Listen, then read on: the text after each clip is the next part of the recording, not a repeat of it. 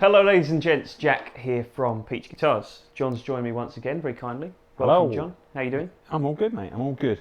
Pleased to actually be in the room and not just sat behind a computer. Yeah, which I it think does would be make a most nice days, change but for all involved. yeah. And naturally, whenever you're in the room, we end up doing something pretty cool. So we've got another vintage Gibson kind of first impressions type thing. I don't think you've actually played this guitar for quite a while, have you? No. Well, I mean, for those of you that have actually been to the shop over the last few years, probably saw a selection of really nice guitars that are in our own collection above the counter in the saloon.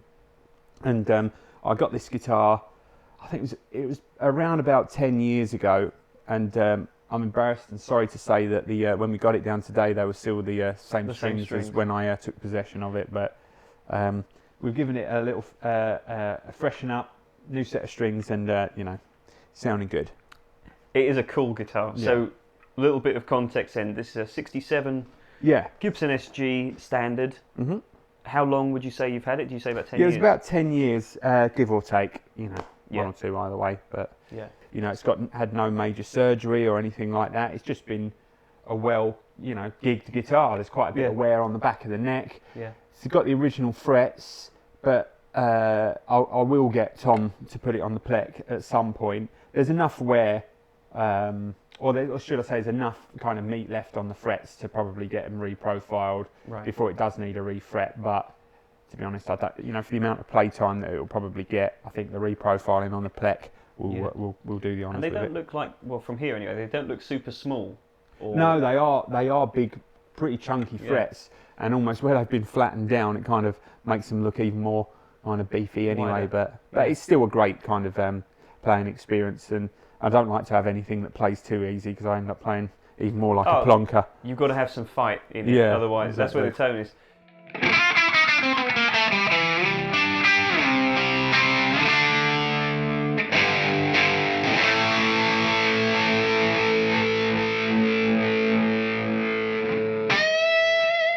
Yeah, so I've never seen this guitar before. Like you said, I've always seen it just hanging above, sort of in the heavens, the guitar heavens, with a few other bits, and I've always been quite intrigued. Now, just from my first impressions, I haven't played this guitar or properly looked at it yet, but there's kind of this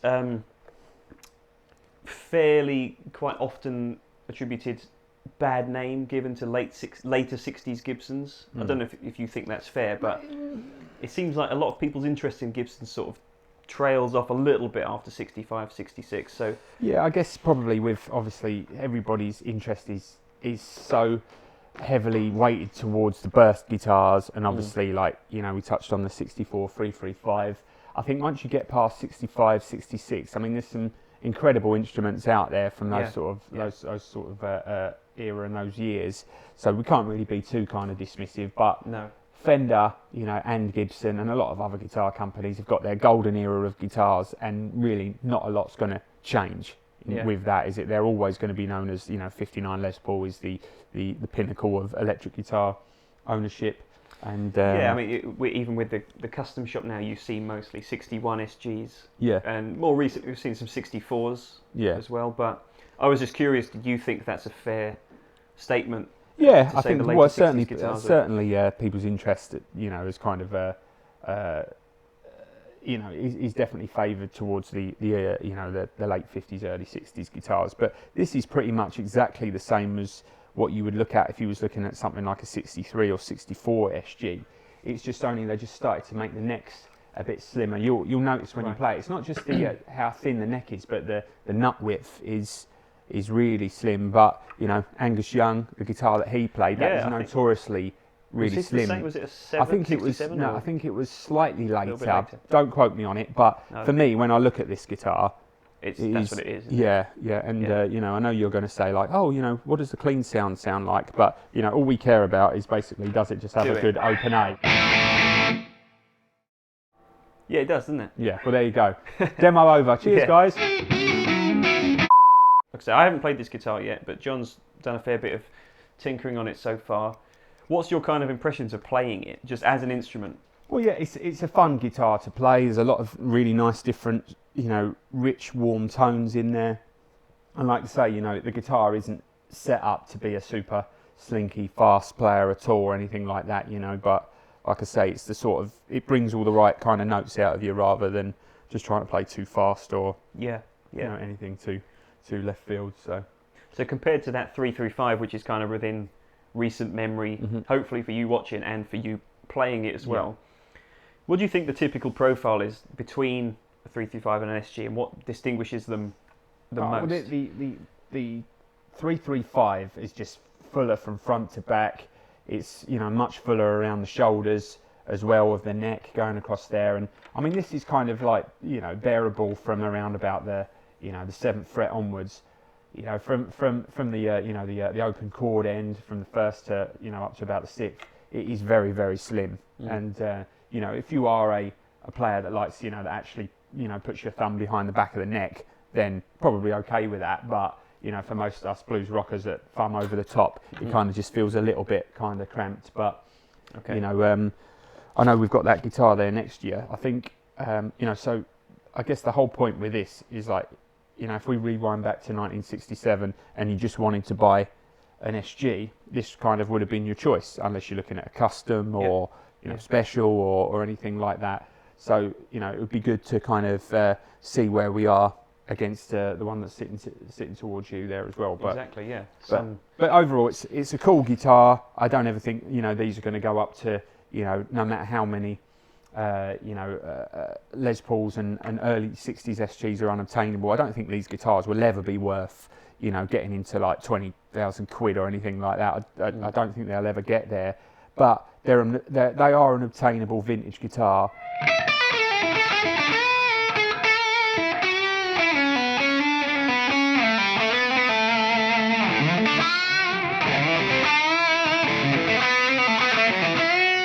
A lot of these times, I just think new guitars are so good. Yeah. You know, and I guess a lot of people are expecting me to say that, but you know, we'll play both of the guitars. This has got a thing, you know, that you just can't iron out of a vintage guitar. You know, it's been seen on so many different stages, and it's, you know, you look at all these dings on the back of the neck, and you think, oh, I wonder, you know, where this guitar was, where it got that ding, and you know, was this you know, brought over by someone coming from America, or you know, it's all that cool intrigue that everybody loves about a vintage guitar. So it certainly kind of takes you back to a time, and even when we were just getting the levels earlier and stuff like that, you know, you go on the neck pickup with the fuzz, and it is that instant kind of woman tone, or the, you know, or the bridge pickup with the you know, with the tone off. I'll show you. You know, yeah, so. please. So I'm using a King Tone germanium fuzz. So like all kind of fuzzes, when you roll that, well, germaniums anyway, any good ones, when you roll them down, they got that real clean sound.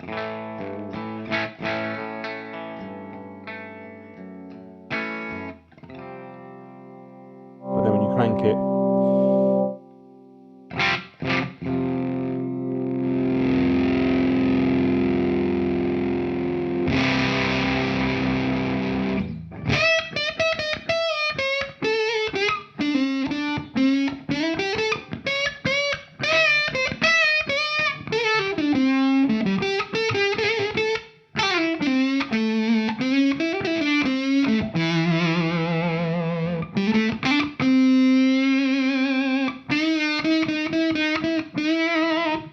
so that was the tone on the bridge pickup rolled right off. But I'll go to the neck pickup now with the tone up, and you're kind of still in that sort of ballpark.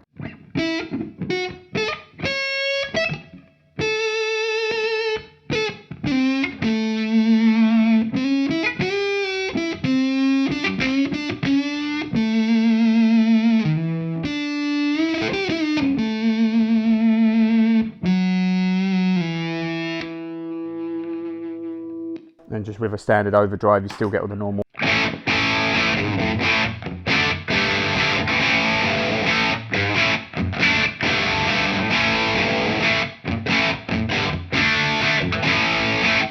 So there's a lot of kind of dynamic range, from quite sort of creamy, smooth sounds to pretty abrasive, kind of cutting. So that neck pickup does remind you of what you've eaten for breakfast, doesn't it? Yeah. It really does get inside you. Yeah, it does, yeah. It's quite interesting that on both the vintage Gibsons that you've played, you talked about the neck pickup the most as being really clear, and really articulate. Almost, yeah. it's almost that P90 type thing again. Well, you can hear these pickups are just going into like they're starting to get microphonic. You can hear it there, especially if you put some drive on. Yeah. You know, those unpotted pickups just really, you know, if you're playing for a recto sound or something like that, you've got no hope unless you're using a noise gate. But because it's just right on the edge of things, you know, getting out of control, I just think that's where the real, the lyrical, open, dynamic sound that you get from an old vintage guitar really comes through. I mean, people try and iron out these things too much, and like when you polish things too much, it can lose its character. So I mean, there's so many amazing modern guitars on the marketplace that are just, you know, built to perfection, but you just, you know, kind of can feel a little bit soulless sometimes. But, you know, a guitar like this, you kind of, you know, always on the edge of, like, I guess it's like a, you know, like a Formula One car. It's just always at, you know, ready to explode, or something happening. And you're right, you know, it's fair to say that not everybody does like that experience of having to fight the instrument almost. But no, this guitar is a tool for a job. It's not going to be your, you know, your absolute number one gigging guitar unless you're, you know, doing AC/DC stuff maybe. But you know, it's right on the edge of things going wrong.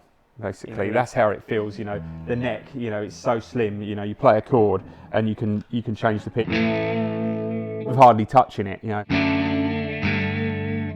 Well, I think the less you have to touch that, and the more you can get a little bit of variety out of pitch by shaking the neck, probably the better. Yeah. But have a feel, see what you.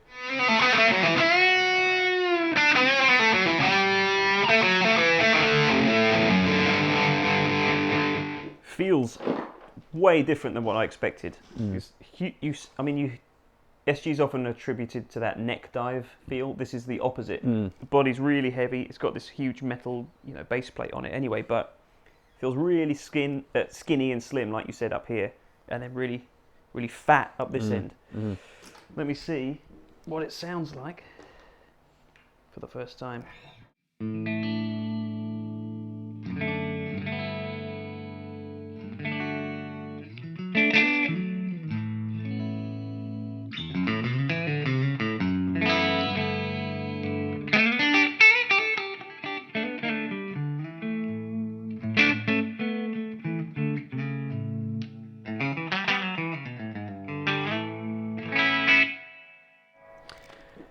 It still sounds like an SG, but it's rich, isn't it? But it's really rich. Yeah. And I don't know if it's something to do with the dimensions of it. Like I said, it does feel bigger, especially here in the neck, than any other SG I've ever played. Right here at the join. And I guess they all kind of came out a little bit different.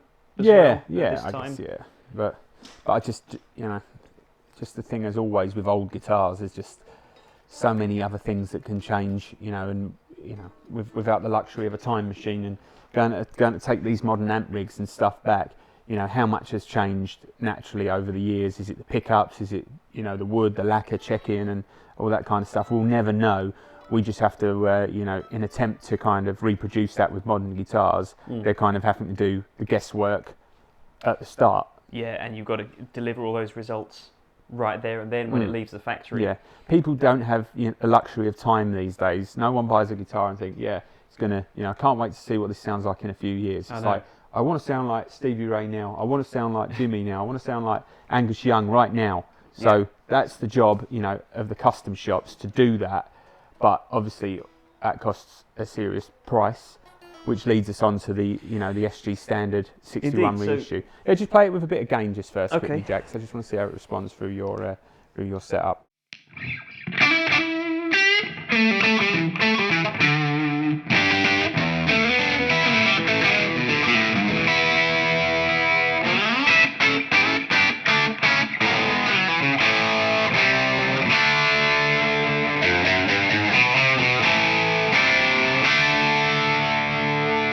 But yeah, I can start. You know, it's not until you really get these things in hand that you start to piece together some of those questions that you may have had in the back of your mind about how did all those greats that played these kind of guitars do it. It's the same. You know, you see like Jimmy playing a you know a Strat, right-handed Strat upside down and still getting up the top end there, but you know, that's long fingers. Yeah.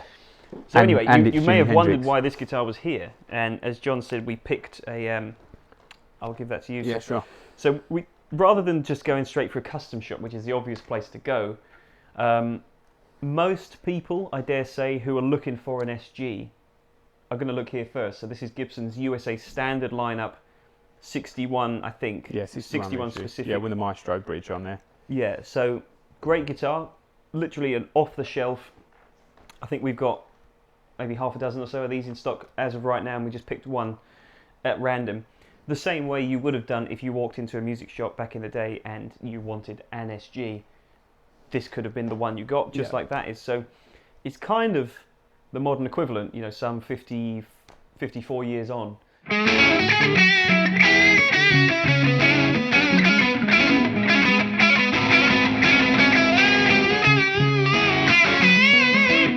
In terms of playability, the fit and the finish and all that kind of stuff, then, you know, I'm always going to go towards a modern guitar. You know, I love vintage guitars. That's a cool guitar, but you know, if it was a case of someone saying to me, look, you got choice of the two SGs, you've got to go and play at your absolute best on a specific gig. Yeah. I'm going to go for this one because I just feel like you can get a better action on it. It kind of has a really nice sustain, and just the overall playability is just far superior. There's no rattling on the frets, you know, and plus we can get, you know, if I got Tom to work on that guitar, even with the plec, you know, it's going to take him a whole day to really get it playing great straight away. So something like this, you know, it's been plecked already at the factory, but we can fine tune it even further. You know, customers often ask us for you know, different thicknesses of strings, so we can even do that on the plec as well, so that we can really fine tune a guitar to,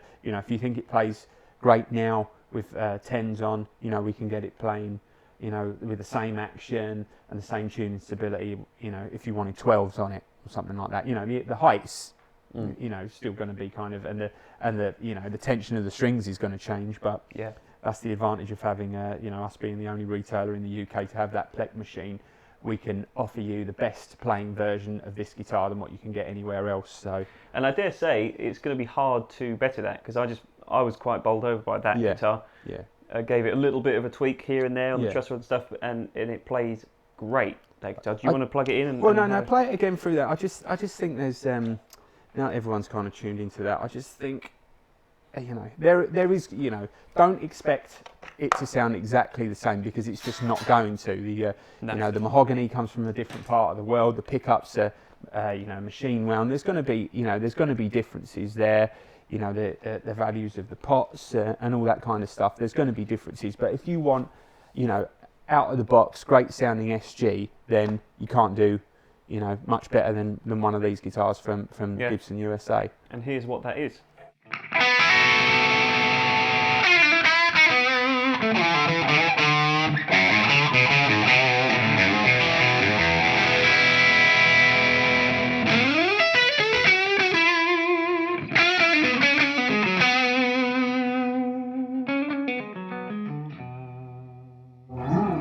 Just want to say there as well, like, you know, when you're digging in with the vibrato, you don't feel like you know, it's going to fall off. No. You know, with this guitar, it almost feels like the string's going to slip out from underneath your fingers, doesn't it? You can definitely be a bit more heavy-handed with this kind of thing. The neck also feels a little bit more, I don't want to say robust, but more substantial. I think it's definitely more suited to a modern player, isn't it? It's wider, slightly. Well, it's quite actually surprised me quite how thin it actually was from front to back. This has kind of got it all, you know, quite clubby there, and then just, you know, goes really thin there, whereas that's kind of good even taper the whole way down, isn't it? Yeah, definitely, yeah, because that's why I remarked about the top end of the neck feeling so different to this. The one thing that's missing, I think, and we talked about it with the 335s, is that you said before, it sounds like you've always got a boost pedal on or something. Yes, hotter, isn't it? It is. I mean, when you play it by itself, the clean sound, like this, for example,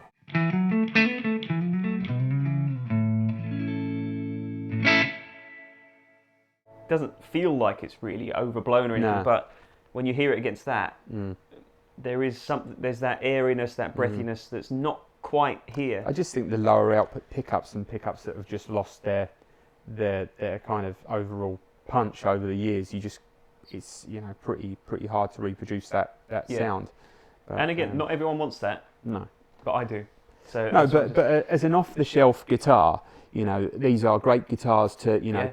The thing is, you know, you can go and spend, you know, £300, £400, £500 on a, you know, PAF replica style pickup. You're not going to be able to get, you know, something like that in an off-the-shelf guitar like that. Custom buckers, you know, from the Gibson custom shop are going to get close. But as a good foundation, you know, you could go out and gig that straight away and have a lot of fun playing it. Get all the right SG tones, you know, all the cream stuff, AC/DC, you can get that, no problems. But, so, like I say, it's a great foundation. You know, if you want to upgrade the pickups, which is something else that we do here as well, we can offer all that kind of service and advise you on, you know, going for specific sounds and stuff. And, you know, changing the pops out. There's so much you can do. But as a foundation, what it is a great playing guitar that's going to, you know, get you going in the right direction.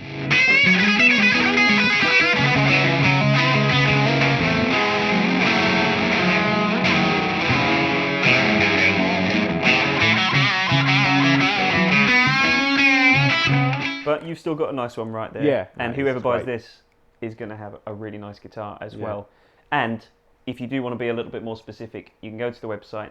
On this guitar, like I said, there's about half a dozen, I think. You can pick the one that you want by the serial number, by the weight, which is a luxury that you never used to have back in 1967, but that's what we've got nowadays. So if you want to find out more information about this awesome guitar, and indeed any of the other Gibson products that we have, it's all on the website, and you can be as particular as you want about choosing your exact guitar. I think that's fair to say. So is there anything else that you want to kind of touch on between the two? I think, you know, we've maybe you can just play us out on this one a bit more. Just kind of you know, see what inspires you to, you know, what kind of licks inspired to come out of this guitar. But, you know, I think to sum it all up, you know, these are fantastic instruments, and if you can find one, get it and hold on to it, because they'll be great investments. But if you're looking for just a great sounding SG that plays really well, you know, and we can make it play even better as well, then, you know, the modern Gibson USA guitars really are unbeatable. So don't think twice. No, exactly. So that's awesome. I'll leave you to play this one out, and all right, well, as always, thanks for watching, guys. Thank you, John. My pleasure. Thank you for watching, Thank folks. you, Watson. Andy Watson. And be sure to leave a like if you've enjoyed today's video, and comment down below with your thoughts. Which of the two would you pick if you had that luxury? Let us know what you think, and we'll see you next time. Thanks for watching, folks. Bye-bye. Bye.